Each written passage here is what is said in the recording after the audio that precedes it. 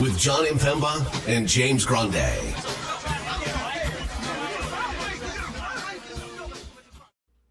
What is going on, FA Nation? John Impemba here with James Grande. Welcome to the Fantasy Alarm NBA DFS Playbook Preview Show. We are here.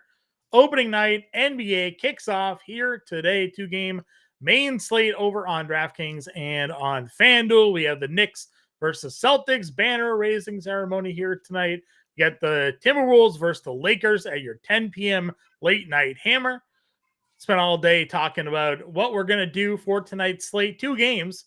Ownership we know is going to be through the roof on some plays, trying to find where we can be different, breaking down some of the new contests, some of the new entries. DraftKings putting out a new starting 5 contest where no salaries. You just pick a player based off position, 5 players.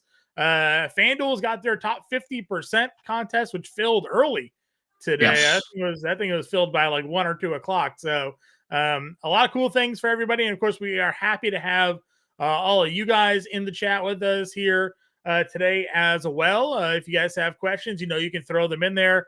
We'll bring them up on the screen to answer your lineup, start, sit, betting questions. We got underdog prize picks and sleeper picks out there.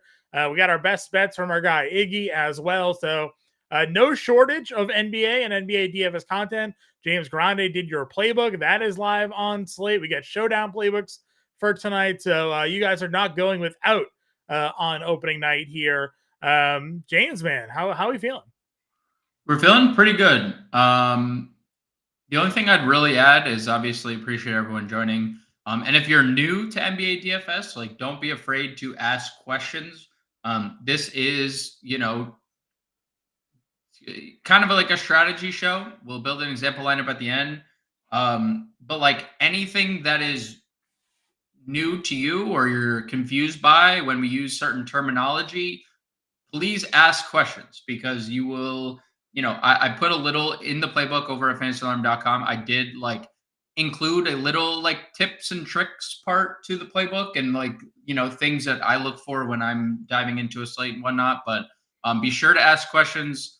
Any of them you got, because obviously this isn't like football or baseball where you're stacking right on a regular slate where I need a quarterback, receiver, 2 receivers, and then bring it back. Or on baseball, I'm using 1 through 4 in a lineup. This is, on a 2-game slate, it's fine. But on a bigger slate like tomorrow, you're not going to stack 3 or 4 or 5. Not typically. There are certain games. What was it last year?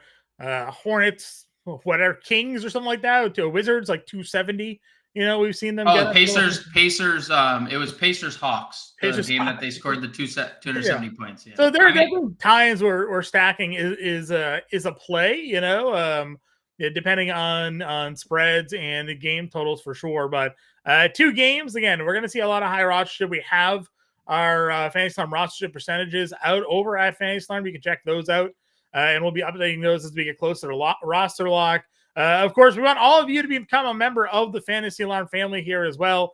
You see the little QR code right up there on the screen. We got our 7-day free trial going on right now. So you can scan that QR code or go to fantasyalarm.com/win. When you do use promo code Let's Go, that first month after your 7-day free trial is less than $20. So go get in our Discord, our premium Discord section if you're a member. Get all access to our content, 7 days for free, not just the NBA, but all sports as well. So right now, honestly, is the best time to do it. NHL's kicking into gear. We're starting off NBA. You have NFL. We have the World Series Showdown content. MMA, NASCAR's finishing up. So we still got PGA going on. So plenty of stuff that you guys will get access to. And we got the 7-day free trial going on right now. So again, scan that QR code, or as you see on the scroll down below, fantasyalarm.com/win, promo code Let's Go. Let's get into it though, and we'll be answering your questions here, guys. So if you have questions, throw them in there. We'll bring them up on screen. Cameron in here saying he's been waiting for this. We've been waiting for this. I promise you that. We've been waiting for NBA. We've been in our Discord. Grande is playing a lot of preseason NBA, so he's all nice and warm and ready to go. Our guy Faisal's in there. First live episode for sure. Justin, can't wait. Let's get it. Jeff saying he's new here. You look a little familiar, Jeff. I don't know if you're fully Welcome, new Jeff. or not, but if not, welcome. Happy to have you. that he believes. Yeah, that's what I'm saying. You look so much familiar there. That you Hit the believe. like, I feel hit like the I like would know. button. Free way to support the work we do here at Fantasy Farm. It is completely free to hit that like, hit that share, hit that follow button, and really support us more than you guys know. So if you have questions, comments, plays, throw them in the chat. We'll bring them up on screen as such. But let's get into talking some basketball. We got 2 games here. Preview show, we did game by game. We generally go position by position here. Which way do you want to kick things off, James? Let's do the game by. Let's do the same strategy as we did. Okay. Game by game. Game by game, starting off Boston and New York. We'll start off with New York, and we got the point guard position here. Brunson is your top guy. Towns is right below him overall for New York. Ownership wise, you and I, we were in on Towns this morning. We still really like Towns a lot, thinking the matchup he's going to have against that Celtics front court. The pricing for him over on DraftKings is strong, $7,800, really good price for Karl Anthony Towns. The rebounding numbers for him during the preseason, the scoring with the expected usage rate here. How are we going about building around this Knicks team? So I think first and foremost, like it's important contextually, like the Knicks coach is Tom Thibodeau, and Tom Thibodeau loves the regular season. And by that, I mean he loves playing minutes in the regular season. And by that, I mean the starters, all the minutes they can handle. And the Knicks aren't exactly coming into this like the healthiest team. They lost Mitchell Robinson preseason. They lost Precious Achiuwa in the final preseason game. Landry Shamet, who was a borderline probably going to be in the rotation, got hurt, then waived because, again, like why are you carrying a injured player on their team? So they're not the healthiest team. They did run their starters well into the second half in that final preseason game, I think in preparation. So right off the bat, like it's an appealing team. I think Towns per dollar, nothing's changed on that front. I do think he is the best Nick on the board. Shifting back to center, and we'll see how that goes. We've seen the last couple of years with Towns, he's spent at power forward, right? Yep. With Rudy Gobert next to him. So we'll see how the shift goes for Karl Anthony Towns. I don't know if you saw the report earlier from Shams Charania of ESPN today that the Knicks are going to use a lot of Jericho Sims or plan to because Towns is, acclimated to the power forward so much recently. So that'll be an interesting wrinkle. But I think per dollar, Towns is the best play on the board, $1,700. Brunson is obviously safe in all formats. And then I think it's interesting because Mikal Bridges looks to be broken. And we'll see if maybe he was just trolling everyone. Maybe he stopped eating Chipotle and that's what threw him off. But his shot looks horrible. Josh Hart, and I've said this a couple times, and I went to look at the number, John. Yeah. Do you know if you had to take a guess, and it's preseason, I understand. If you had to take a guess at what Josh Hart's preseason usage rate was in 4 games, what would your number be? 4%. Because he only took 4 shots. So 4.5%. Yeah, and I didn't look ahead of time. That was just my guess based off what his stat lines look like. I mean, that is like obviously that doesn't feel sustainable in a over a 48-minute game, but that was over a 30-minute per game sample, right? Because Josh Hart played that amount of time in the preseason. So I think that's obviously concerning. Now, if he hits 2 threes and gives you like a typical Josh Hart game where he stuffs the stat sheet, you're fine. But I don't love playing a guy with a 4.5% usage rate or anywhere in that vicinity of single digit numbers, right? Like that's scary. So for me personally, I have plugged more OG Anunoby today than I am Josh Hart. And, based on our ownership projection, I'm getting leverage on OG in that case. Yeah. Josh Hart is one of the highest projected plays of the slate. So that's where I'm leveraging. I'm leveraging the field going to OG over Hart. And we just had a question like, what's the max Knicks? That's a good question, Calvin. John? What say you about the max Knicks you'd play on a 2-game slate? What's the most you'd play? I mean, I think the max I would play would be 4. I would play 4. I'd play 4 as well. Because there is a value play we'll talk about. That's Miles McBride here. Coming off their bench, expected to be, if not their first guard, shortly after campaign comes on the floor. But I would expect McBride probably to be on first. I would assume campaign would sub in for Brunson. I would expect Brunson, unless he gets the short first sub, to be out there, longer. So I would expect to see McBride be that guy to come on the floor. We know he's kind of can be an instant bucket. He had a good preseason. I know these numbers are, playoffs, so the numbers on the board here don't really represent what he did during the preseason, but they needed to lean on him. He proved to be a good scorer in the second half of last year. He can shoot threes. He's got a decent point projection tonight, for a guy that's coming off the bench as well. If you go look at some of these, some of these other sites like Sleeper and Underdog and Prize Picks. So, I think McBride, we also, based off some of the industry stuff, he's expected to be pretty chalky because he's $3,600 on a 2-game slate. And I've seen projected minutes for him anywhere from 23 to 26 tonight. So you got a $3,600 guy who's a shooter. What's the one thing we always say? If we have a guy that we know that's only going to be playing around 20 minutes, we need him taking shots. Yes. Otherwise, the floor is very low. I want him to at least have the ability to get hot and score points, and McBride's going to do that. So McBride would certainly be one of those guys. Towns and Brunson would be the other two. I'm iffy on the middle grouping because all of their projections are also kind of low. Yep. Mikal Bridges is like 13.5, 14.5 points, and Obi's around the same range. Hart is 8.5. Now I understand, there's some defensive stats for Nobi and there's rebounds for Hart and whatnot, but those are low projections for them. So why not just play OG and Hart? I don't know what Hart's floor. I don't know what Hart's going to do. Hart basically said, and again, we were looking for the quote, but he's like, I don't know my role in this offense, right? Shooting. He's not shooting the ball. Yeah, he's not shooting the ball. They brought in Mikal Bridges. They brought in Karl-Anthony Towns. They already have Jalen Brunson. Those guys are better scorers than Josh Hart is. Hart's going to be not even a 3-and-D guy because he doesn't shoot threes. He's going to play some level of a facilitator, defensive guy, but I don't see him going out there and taking more than 7, 8 shots a game. Feels like a ceiling for Josh Hart. So I'm definitely a little off Hart here for those reasons. They also gave OG $200 million in the offseason too. Yeah, I don't know if that was a smart play either.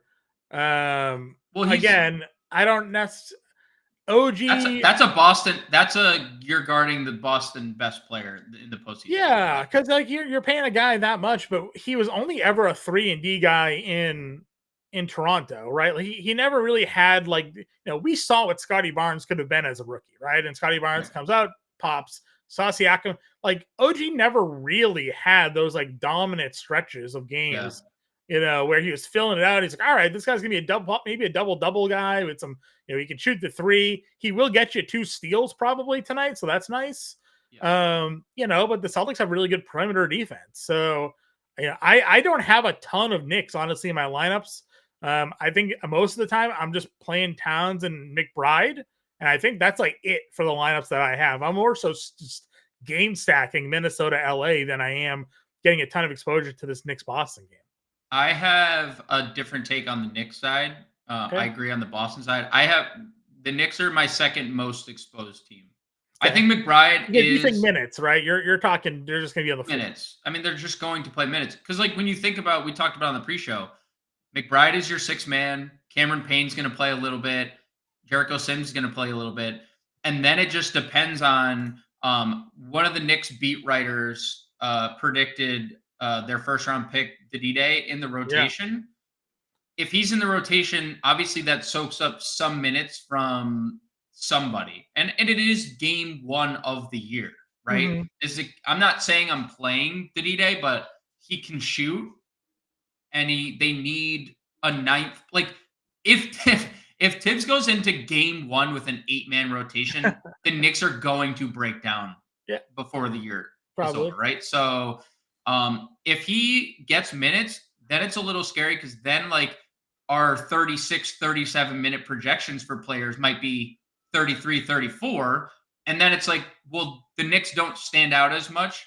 Now I don't think he's going to play a lot. If he does, I think it's going to be maybe a shift or two, maybe in the first half, maybe in the second half. Which is why, like, I love Brunson, I love Towns, I love OG, I love McBride. Those are the four I would lean. Hart, I just don't have a lot of interest in a guy who might take 3 shots tonight, right? Yeah, so the Hart's point projection on DraftKings -135 in the under 9.5.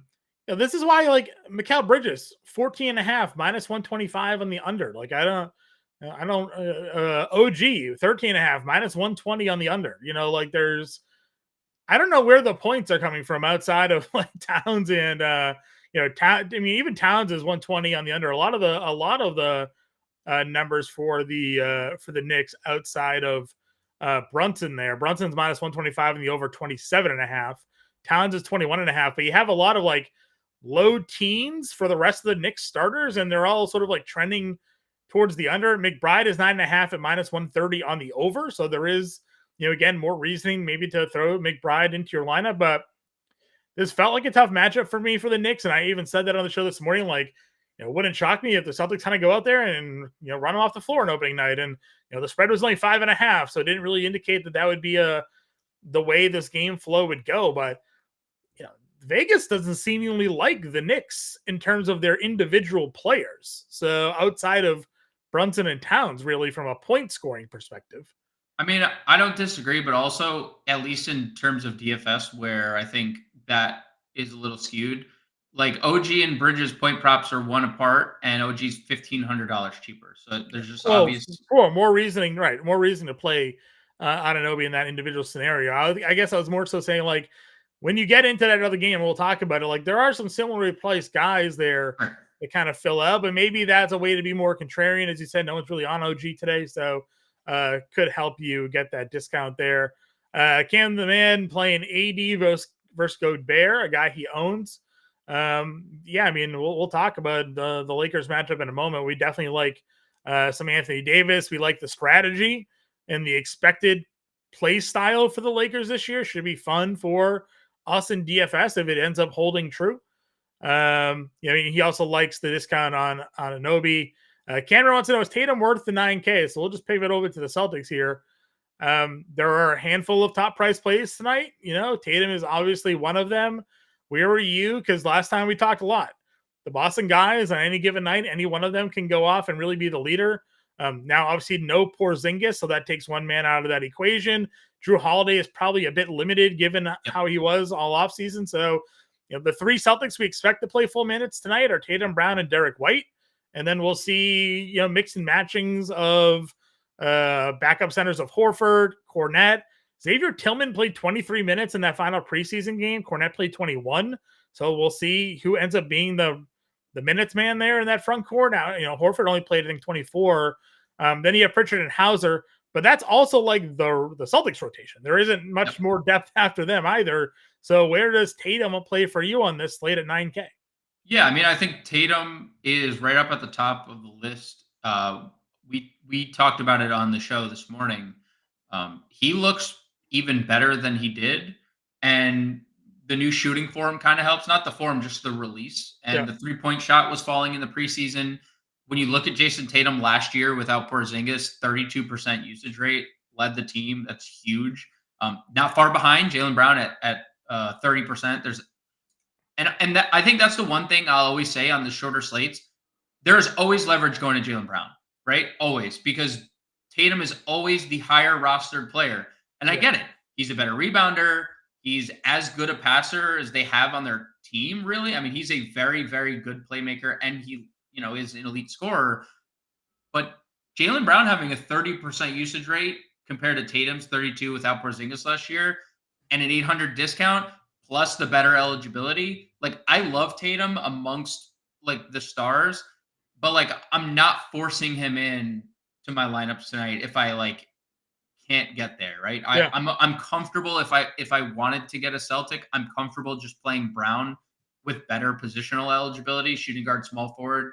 On DraftKings, that just means you can play him in more spots than you can take. You can play Brown in 5 different spots. You can play Tatum in 4. So naturally, like, Brown fits your builds better. But I mean, if you're comfortable with your build with Tatum, absolutely no problem. He's a star. He's a stud. Lock and load at 9K.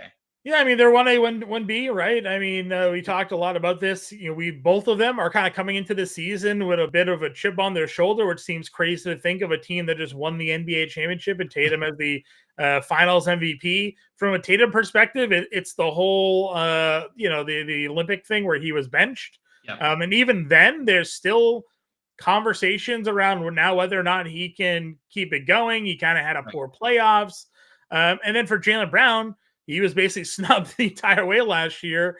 He did make the All-Star team. I said this morning that he didn't. I thought he missed the All-Star game last year. He was selected to the 2024 All-Star team. But it was like the 3-point shooting was his diss last year. If you remember, he came out of the break and they let him shoot threes, and all of a sudden he started knocking them all down.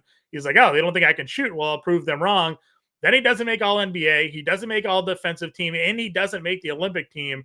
And all reports all offseason is that Jaylen Brown is a motivated man here. So it could be scary to go up against Boston here. Celtics last year led the league in 3-point attempts per game. It was over 42 attempts per game. During the preseason, they hit like 65. Yeah, they had a 60 burger in just attempts in the preseason. Preseason. So like Joe Mazzulla is going out there to set records here, and they don't shoot them poorly. They were the second best 3-point shooting team as well, 39% from 3-point range, only behind the Thunder, which I actually thought was surprising because I don't think of the Thunder as a volume 3-point shooting team, but they were rather efficient shooting the three last year. So Tatum, Brown, White, you can play them. I don't have any Drew Holiday in my lineups for today. I know it's a 2-game slate, so that can certainly be iffy if you want some leverage, but I just don't see where the upside is for him here.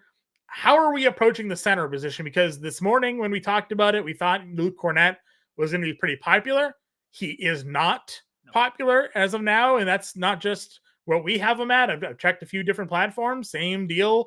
Sitting there under 10% rostered here. We don't know the Celtics starting lineup yet. We know the final preseason game. They moved Al Horford into that starting lineup, and it was Luke Cornett and Xavier Tillman off the bench here. Thoughts on Horford, Tillman, and Cornett, and how you'd go about handling that rotation? Yeah, I think the Cornett stuff came down to if he's starting or not. Like for me, like he's a very solid play because that I would say indicates that there's going to be a safe bet that Horford's going to be like very limited considering he did only play one preseason game plus the age. Plus, like, it's never factored in going into next year, like how much longer the Boston Celtics had to play last year than everyone else, right? Like they just played so much longer, them in Dallas. Like that's why you didn't see Luka play in the like these dudes need some recovery. Well, right? That's why Boston had all those guys in the Olympics. We're like, well, what are we doing here? Like, basketball forever, right? So. No, no break. So like, I'm leaning to changing my opinion after seeing even Horford give an interview. Like, yeah, I'm ready to go. Like, I'm gonna he's probably talked to Mazzulla, and I don't think it would matter if Mazzulla wants to start Cornett, he'll start Cornett. If he wants to start Horford, he'll start Horford, no matter whether Al gets in his ear or not. But I do think there's a limit. I do think we'll see all three of them at center, and you could always see Tillman playing some 4 as well because he can play both those positions. Tillman started shooting threes this preseason, and I think that was to set him up to be more of Tatum's backup this year at the 4 than the 5. Yeah, and they need it because like other than running it back, they don't have like that. I mean, like Jordan Walsh and Shireman are like your 2 like wing depth players. Yeah, and are they going to sit in Maine for most of the year? Right. Like, what's their 2-way looking like? Right. That was the big question last year. Is they didn't really have a front court unless everybody was healthy, like because they would rotate Porzingis and Horford, and they could do a bunch of different things. But they did have like O'Shea Brissett sort of just like hanging around. They had Lee Stevens for a stretch there, just to sort of like hang around and be a backup for. I feel like with the team that they put together and the way that they used Xavier Tillman during the preseason, it was to prepare him to play some of those minutes as the backup 4. They stretched him out. He actually was knocking down threes. He wasn't taking a ton of them, but he had a game where he went like 3 for 4 and things like that. So they are kind of working to develop his game. A lot of people, though, have had this question in our Discord. Obviously seen it on Twitter. Calvin's asking it. Peyton Pritchard, fast PP, got his contract. We think that Drew Holiday is going to be a bit limited here. We know this dude loves taking half-court shots. We also know that he can be a bucket when given the free reign to shoot. Where are we with Pritchard at 47, and then even Sam Hauser at 44? I have basically the same sentiment I had last night, where I wish they were both cheaper, because we're basically getting Peyton Pritchard for $1,100 cheaper in Miles McBride. Sure. You know what I'm saying? Like, there's not a like. I would rather probably just take a discount on McBride for $1,100 cheaper. They're both point guard, shooting guard eligible. They both are. I would say Pritchard has a higher ceiling because he gets really smoking hot when he's knocking down his threes and he's taking them from 30 feet and like consistently making them. And I do think you are right. Drew Holiday played 16 minutes a game in the preseason. That is obviously going to take a little bit of ramp up time for Holiday. So I think that there's a case to be made that Pritchard plays mid 20s minutes, but at 4,700, I feel the same way about Miles McBride, and I can save $1,100. So if you want to be different, I think Peyton Pritchard's fine. I mean, again, he can fill it up really fast, but in like a situation where I'm putting a shooting guard or a guard, and I need a value play to get to Towns, to get to Edwards, to get to Anthony Davis, it's easier for me or easier for us to pair McBride. So as a contrarian play, I think Pritchard's fine. But I wouldn't like prioritize him over a guy who's $1,100 cheaper, who, looks the same overall. Yeah, and I mean, as I clicked on Pritchard's stat page, and it kind of surprised me that this is going to be his 5th NBA season. He feels like hasn't been around that long, but he's just kind of been coming off their bench. I mean, listen, he had a great preseason. They needed him to kind of eat some of the minutes, and we've talked about, he's not shy about shooting. He had 3 games of 10 or more 3-point attempts during the preseason, including that dress rehearsal game where, again, no Drew Holiday in that one. He played 29 minutes, played 24 minutes a game before that. He had double-digit scoring points in all 5 preseason games. He had games of 8 and 9 assists because we've seen him do that before. So yeah, listen, if you're in tournaments like a day like today, throw some Pritchard in a lineup if you're making a few, because what if he goes out there and in 22 minutes goes 7 of 10 and hits 5 threes, because he's very capable of doing that. And they encourage him to do that as well. So, he's not on there to just kind of do nothing. They want Pritchard and Hauser to go out there and take those shots. They've talked about it, right? Because they know there's going to be times when the games do matter later in the season, they need them to be willing to step up and be contributors. And so they encourage them to sort of play their game. So the rest of the Celtics bench is sort of your filler GPP contrarian lineups. The core guys are fine. I've played Jaylen Brown for the Celtics as sort of my highest rostered Celtic today. Same. I'm fine with Derek White, for sure. Yep. Because he's as capable of also leading the team in fantasy points for seemingly from a night-to-night basis as well at times. So, happy to go there. But Brown's my top rostered Celtic here today. Going on over Minnesota versus LA. This game, again, a little bit closer in spread, 1.5 points, a little bit higher in game total. Minnesota obviously looks new. They traded Karl Anthony Towns. In return, they got Julius Randle. They got Dante DiVincenzo. So Edwards being $8,800, obviously the cheapest big 3 or big name, I guess, star on this slate. Did you see his 3-point attempts during the preseason? He was taking like 16 threes. Yeah, I mean, I think the league just watched what Boston did, right? And they are like, well, that was the most dominant team we've seen in a few years. We need to replicate that strategy. Mm-hmm. But yeah, he can. He needs to be better. He wasn't great. He needs to be better shooting them 100%. Yes. So he went 3 for 16, 8 for 13, and 2 for 8 in the 3 preseason games. If this dude's going to be going out there taking 13, 16 3-pointers a game, I mean, that's triple what he took last year. Yeah, I mean they put him off the ball a lot in the preseason, and they've been using DiVincenzo a lot on the ball, and Mhm. I love like he's been operating as kind of like their backup point guard, Sure. backup two, which also we'll get to DiVincenzo, but it is easier for Ant like to catch and shoot coming off the ball, So Mhm. if the 3-point volume is up, I love that. The minutes were great in the preseason. His usage rate was great in the preseason. Last year without Towns, 1.3 fantasy points per minute, 1.3 fantasy points per minute, 34% usage rate. Yeah. I know you can just say, well, no Towns, but Randall. Randall. But Yep. there's going to obviously be integration there that takes a little bit, and I'm sure Well, we talked about it. Is a good facilitator. Like he's he a good is. point forward. We've seen at times him run that play. Yep. When he was with the Knicks, we didn't get to see a lot of Randall during the preseason. He just played that one game, Yep. so we didn't really get to see how well they play. They would like kind of play together, but my one fit, and I mentioned it on the. I didn't realize it'd be the powder keg that it was, but when I said it this morning on the preview show that I didn't think Randall really was a good fit, a lot of commenters kind of Yeah. agreed with me on that. Yeah, they did. Um, for the same reasons. Like I agree, like he is not a good 3-point shooter. Towns was at least a 40% 3-point Yep. shooter.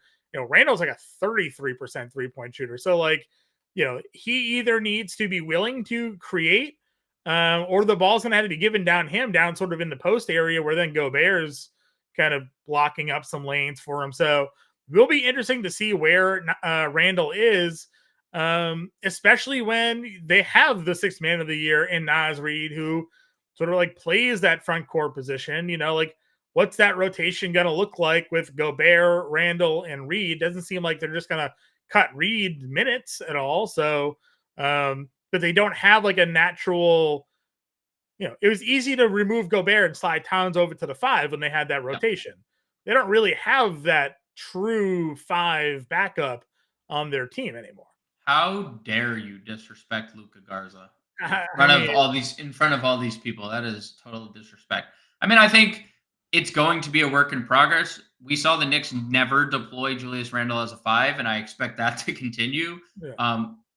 They're going to use Nas at both front court spots. And Cam the Man just asked 24 to 27 minutes. Yeah, I think that's a safe projection. I'd probably put it right in the middle of that or near the front end, like Yeah. 24, 25. Um, you know, Randall played 26 minutes in his return. He hadn't played since January, played 26 minutes in that preseason game. I'd assume he's close to full. What full means, we'll find out. Gobert played a lot of minutes for Minnesota last year, 34 minutes across 91 games. I mean, that's a lot of minutes. Yeah. Nas is now your do-it-all Swiss Army knife in the front court. I think, honestly, this is like the team that I'm getting the most of, mainly because I'm playing all Ant, DiVincenzo, Nasri. Those are like the three guys that I have a lot of Yeah. exposure to. I don't mind getting to Randall. I don't mind getting to Gobert in like tournaments. I have little to no interest in Mike Conley. There is definitely a limit here with Mike Conley, and he's older. They already limited him last year. They're going to limit him even more this year to get him to the finish line. So I really like Minnesota, and I really think they have two of the best values on the board too. Yeah, I agree with you. Listen, Nas, the disrespect. The man won the sixth I man know of it's the year crazy. award. It's crazy. And like he was putting out pretty monster numbers at times too. $4,900. I was actually surprised that he wasn't the highest rostered projected player Agreed. on this slate. One of my favorite props for today is Naz Reid over 1.5 3-pointers. Man took 9 and 6 3-pointers in the last 2, or 9 and 7, I think it was, 3-point attempts in the last 2 preseason games. He averaged 2.5 3-pointers per game after the All-Star break last season. He shot over 2 3-pointers a game for the season, shot over 40% from 3 now. Developed it. It's part of his game. And as you said, they want everybody taking more threes on this team now. So, yeah, give me some Naz Reid. The Lakers last year, they allowed the second most or third most 3-pointers per game to their opponents. Now, I understand last year to this year, but Redick wants them to play at a faster pace, which means more possessions for their opponents. They really haven't improved much defensively on that team. It's the same roster for the most part. So, Yeah, give me some Nas Reed at 49 for sure. And then DDV, right? Like he's going to come off their bench as well. And he is going to take a bunch of threes and hopefully facilitate a little bit because we need him to give us more than just points here. Yeah, well, they're playing him on the ball. That's what they've been doing. So if they're playing him on the ball, I do expect that to elevate, over time and immediately. And like, again, there's inherent minutes to be had with Conley being limited, like he's going to be. There's always the chance Jaden McDaniels, who we just had a question about, is in foul trouble because he's going to have he has a tough assignment tonight. So I think DiVincenzo slots in mid-20s typically. And there's always a chance for DiVincenzo based on like how Conley's feeling and how McDaniels is playing that he could like sniff 30 minutes. So I love DiVincenzo 5,100 MPE. It is obviously a little bit interesting. One is Jalen McDaniels is his brother. Yeah. But he is going to play because he's an elite defender. It's just, will he stay out of foul trouble is always the Jaden McDaniels question, right? I mean, he averaged 3 fouls per game last year. I mean, that's a lot of fouls. And he's going to be guarding. He's obviously going to get the LeBron assignment. 5,300 is in terms of price tag. If he makes his shots, there's a ceiling because he accrues defensive stats and he can rebound a little bit. But you need him to make shots and stay out of foul trouble if he's going to get you there at 53. So I prefer DiVincenzo Reed. McDaniels is like a secondary play for me. I got a Jalen McDaniels out of 15 autograph card here that is worthless. But if anybody wants a Jalen McDaniels autograph, was that the Hornets jersey? Yeah. Oh yeah. Jalen McDaniels Hornets out of 15 autograph Panini crown. I mean, I like Paninis. They're good. Those are nice press sandwich. Those are good. If you're asking me how was I able to quickly find a Jalen McDaniels autograph card on my desk, I have a lot of cards on my desk and random piles sorted by sport. So yeah, there's that. The Prince, yes, you are late. About 40 minutes. Cool. That's fine. Well, we've only covered most of the slate. Three of the four teams here, but we are talking some FanDuel a little bit because they have that awesome contest, which hopefully you have signed up for. It's filled. Yeah, Cameron, send me a DM. I'll mail it to you. Seriously, I'll send it to you. That's cool. It's not guarantee that card is not coming back to life. It's too bad. He was good. He was. Yeah, DM me your address, dude. I'll mail it to you. No big deal. Not a problem. I'm not even kidding either. If you want the card, you can just shoot me a DM. Depends. Let me know what questions you want. Top plays today. Towns, we like. Anthony Edwards, we like. McBride's the value play of the day. The FanDuel ownership's a little interesting to me because Davis is getting all the love on FanDuel, and he is really expensive on FanDuel. So I found that to be a little bit interesting. Who was that? AD is very, very popular. Well, I mean, he's only center eligible, obviously there as well, but there's no util over on FanDuel. So you have to decide: are you playing Towns or you're playing Davis? Where on DraftKings you can play them both. FanDuel you cannot. So, all right, let's go to the Lakers. Definitely an interesting team to talk about here. AD is $9,400. LeBron's 89. Your top two price guys, it dumps down. Russell, Reeves, Hachimura. That's your starting 5 of that group. And we'll talk about them, obviously, but what happens after their starting 5 is where the interesting thing comes through, especially as Justin points out, Dalton necked here. What are we going to do with the first rounder? We'll talk about it. We'll discuss. He's cheap. He shoots. JJ Redick, your new coach, wants to increase the tempo, wants to shoot more threes. So AD was taking 3-pointers during the preseason. Did not do that often last year. A lot of them. LeBron, where are we going here? So I think AD is obviously as good as it gets. I think that this is going to be prime Anthony Davis scoring year. I mean, not to say 25 points per game is anything to scoff at, but I do think that we're going to see an uptick there, especially if we are going to take threes. He averaged 4 threes per game in the preseason with a lot of 3-point volume later. So love 80 and 94, high usage rate player. Perfectly fine with LeBron, although this is going to be a super emotional night for him. I don't know if that's a good thing or a bad thing for him. But, just seeing some interviews about Bronny and how he's thinking about like the heart stuff that Bronny dealt with, that might be a lot to overcome. We'll see. LeBron's overcome a lot in his career. I'm sure that this is just another night. Like them both. I told you on the pre-show, and I've stuck to my guns. I am taking a very strong stance on Austin Reeves. He is one of my favorite plays of the slate overall.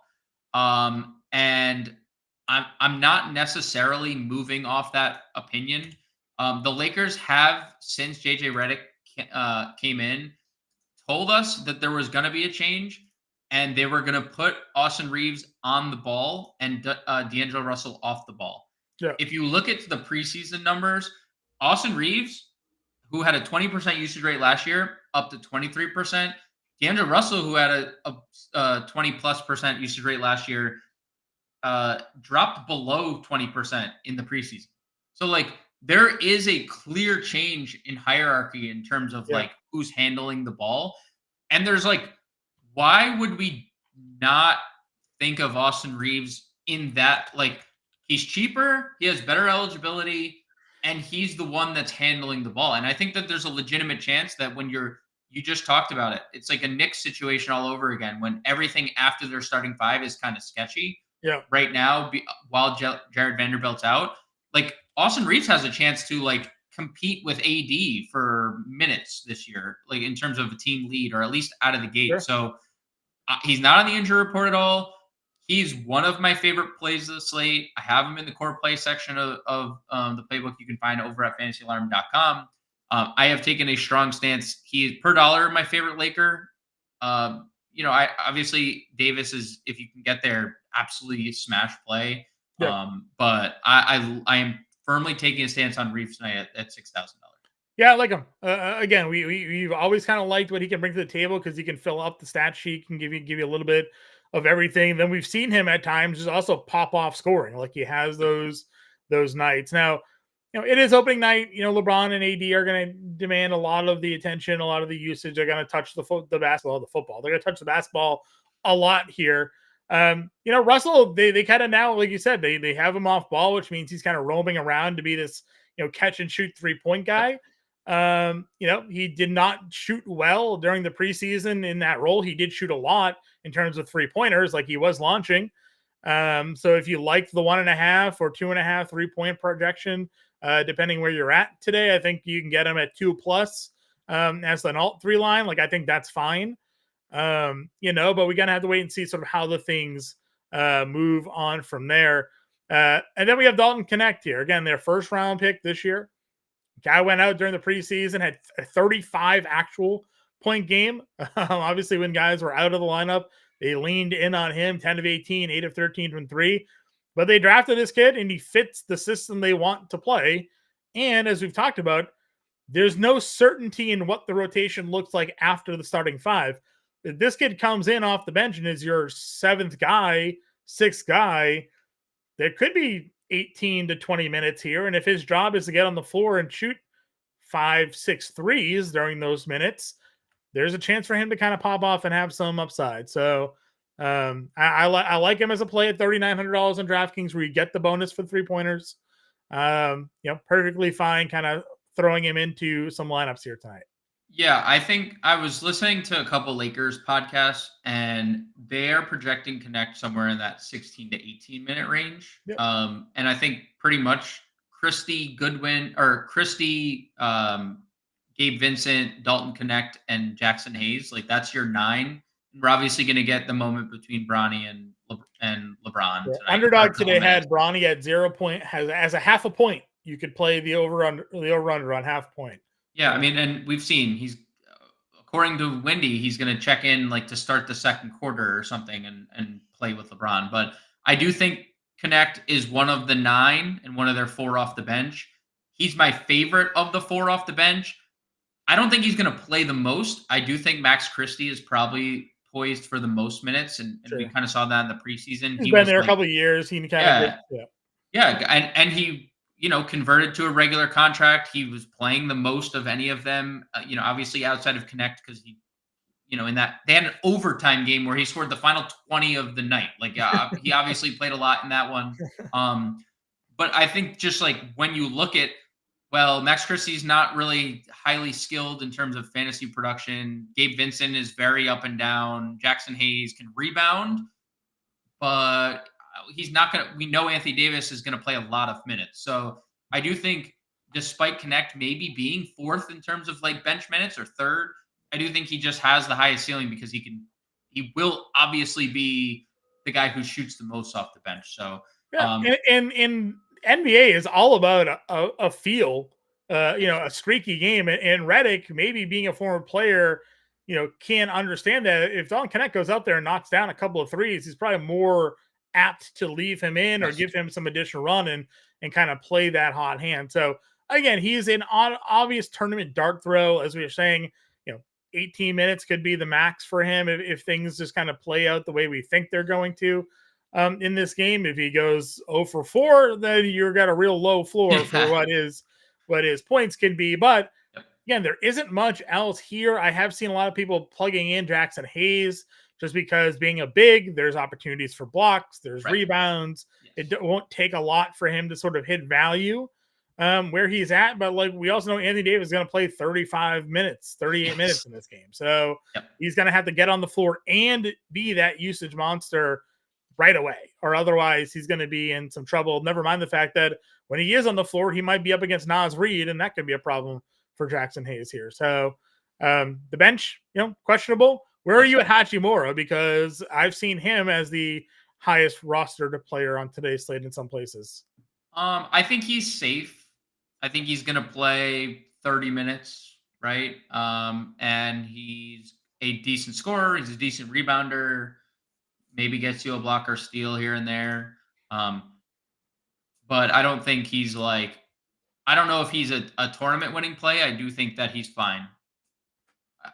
There's obviously more opportunity for him without Vanderbilt now to show himself, because once Vanderbilt's back, I don't know who ends up being the starter there. I think Jared Vanderbilt's the better player overall. I think he might fit better.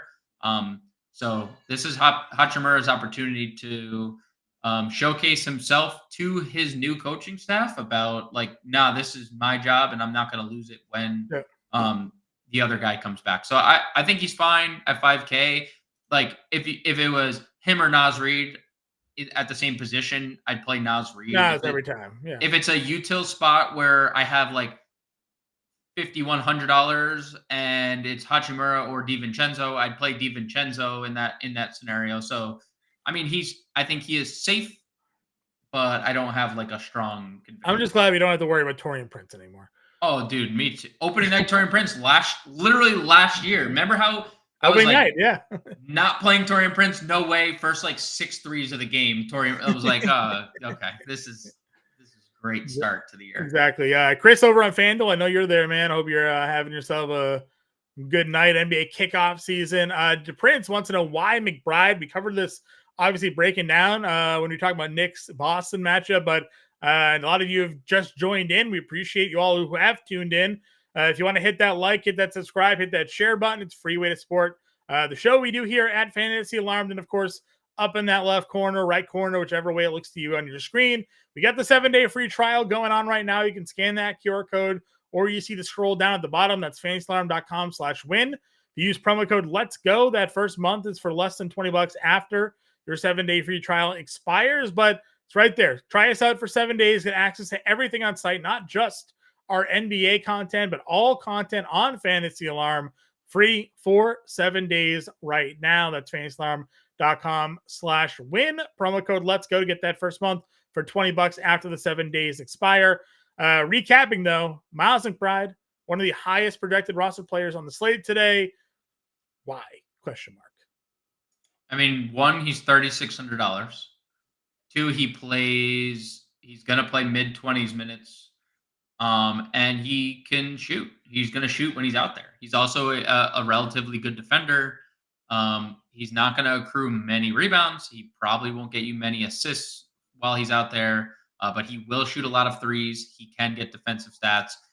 And we're just on a slate where we're starved for value. If you want to play two or three of like Davis, Tatum, James, Edwards, Towns, Brunson, you have to get something that is cheap, like a Miles McBride, and there's nothing else in that price range that is like comfortable. Dalton Connect, we just talked about.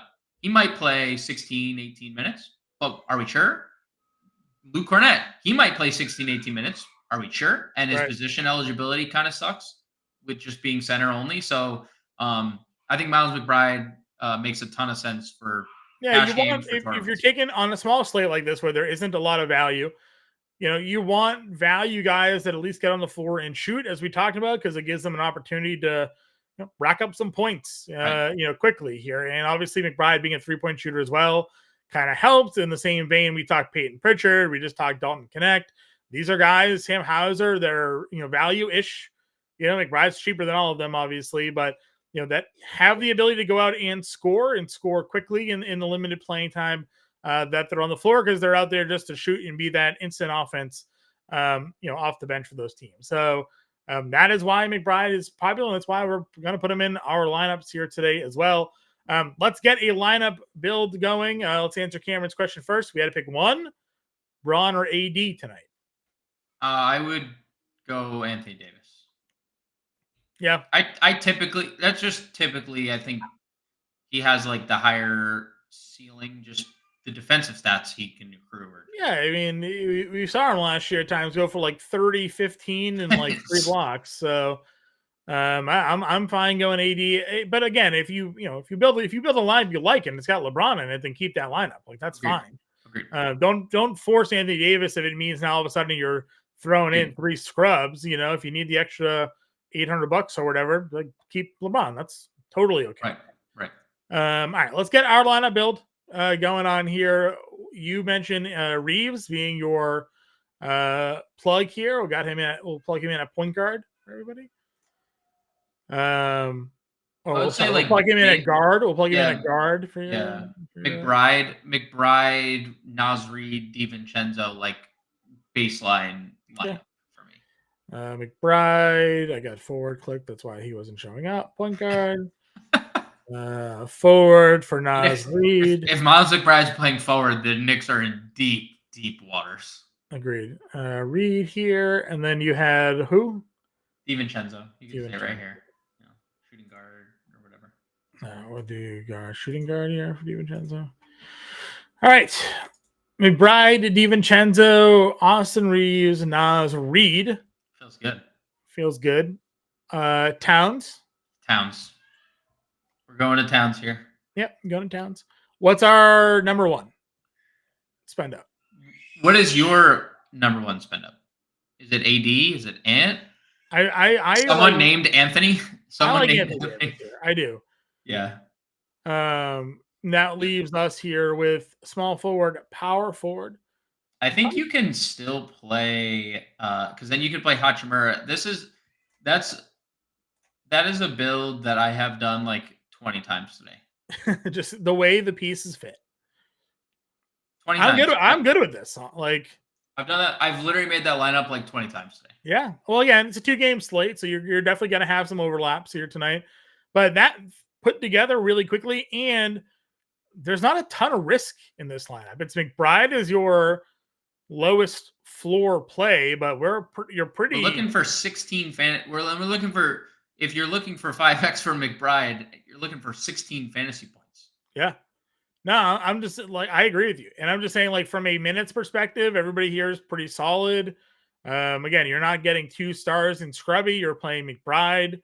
If you wanted to pivot down, you could, move Naz Reid to power forward, play Dalton Connect at forward, and then go up from somebody else and make it work. But I certainly don't think you need to go, but it's a small slate. So build the lineups kind of how you guys are feeling. But this is sort of the way I think that we could certainly approach it.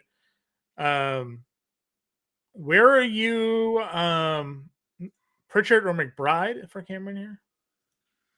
I mean, like I said earlier, my opinion hasn't changed. McBride is $1,100 cheaper, right? Yeah. I like Peyton Pritchard in GPPs. I like him more on FanDuel. I would say like FanDuel would probably be the place I'd be more inclined to play Peyton Pritchard because there's not like this discrepancy in price.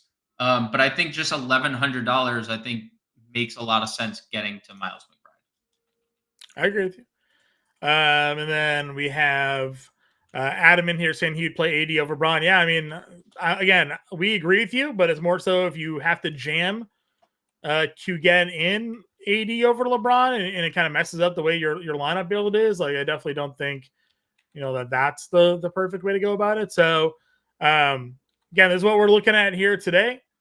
For just as an example lineup, again, kind of working out through our thought process of it all.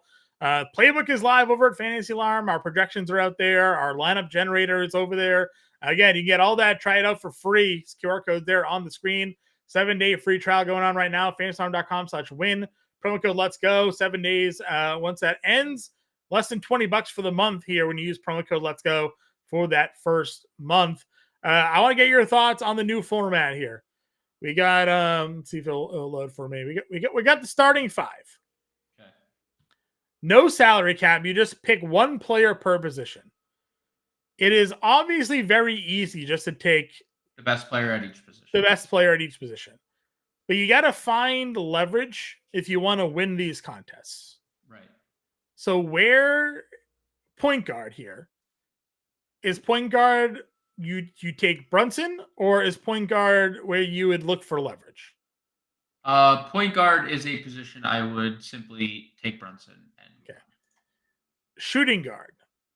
You have This Edwards. could be a leverage. This could be a leverage. Is this your Reeves play? This could be a Reeves play, but again, you are talking like raw points. So like I think Edwards is going to outscore Austin Reeves. So probably not the spot for me. Okay. This could be one. Jaylen Brown, 30% usage rate without KP on banner night could be a leverage spot for me. Tatum over LeBron. Okay. Tatum, Randall, Reed. Tatum, yeah. And then you're playing Towns or you're playing Anthony Davis. So this is also the leverage spot. You're only playing two. You're not playing. You do not think Rudy Gobert can outscore either of those players. So it's. I don't think so. I don't think so. So I would say this is probably where you just take Towns, right? Because the whole field is playing Anthony Davis. Yeah, I mean, I think Towns is your leverage. I don't think Towns outscores Davis, but he's the obvious leverage play. This is why when I was talking to you about this earlier, I wish there was still a salary component for this, because then it would make you have to fit in and be different. Because it's very easy on a slate, at least for today. Now, tomorrow, it's going to be a lot more interesting. Yes, because agreed. There's a whole lot of more players to pick from. And that will certainly make it interesting for a 2-game slate. Starting five kind of because you could just run it straight through and play, Brunson, Edwards, Brown, Tatum, Davis, and like let it ride, So, so tomorrow when we do the show, will certainly be a bit more interesting here. Let's see, White or Russell for Justin? Derek White. Okay. Derek White. Over a fantasy point per minute for Derek White last year without KP. I'm saying use Conley for leverage. He is like my least exposed player of the slate. He's just not going to play minutes. They've outwardly said like we're going to limit his minutes, and I have it with the starting five the way it's constructed. I just have it. I'd bet a lot of money that Jalen Brunson, like, I was saying on this particular format, you would need Conley to outscore. Literally just outscore him. Brunson, Russell, Yeah, Brunson and Russell basically, and even Holiday. Holiday and Conley might finish with the same fantasy points. So I think the best leverage, like the most obvious leverage, is Towns.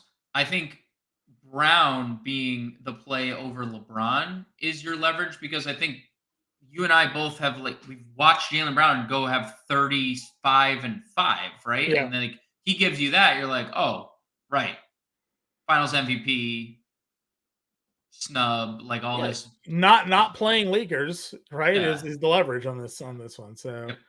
Yep. So again, that's their new starting five format. We'll talk about it as as the season progresses, because this is new and it looks kind of cool. Even though we never went over tiers, we always talk. You won your only ever tiers play. It was fun. It was fun. I'm never going back, but it was Never fun. That going one. back. It was So, fun.